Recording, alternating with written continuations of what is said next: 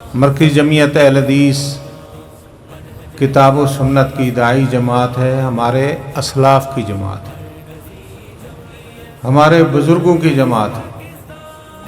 सैयद दाऊद ग़ज़नवी हो, मौलाना सल्फ़ी साहब हों, जो हमारे असलाफ़ थे, बुज़ुर्ग थे,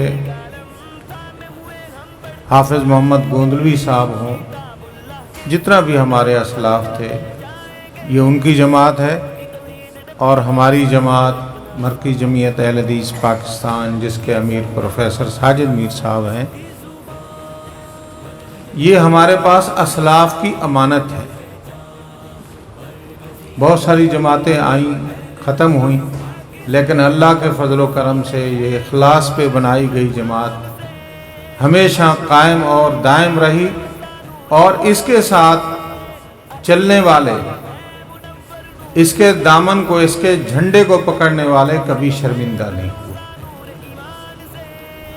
कई दफ़ा जाते हैं दोस्त अहबाब, कई पुराने बुज़ुर्ग फौत होते हैं, बल्कि कुछ दिन पहले ही एक बुज़ुर्ग फौत हुए, तो उनके अफसोस के लिए बात की, इजहार अफसोस किया, कहते हैं जी हमेशा मरकज़ जमीयत अहल हदीस के साथ रहा, बड़ी आफरें हों, लेकिन उन्होंने कहा रहना है जमात के साथ। तो हाफ़िज़ मकसूद साहब की ये बात मैं बिल्कुल इसकी तायीद करता हूँ।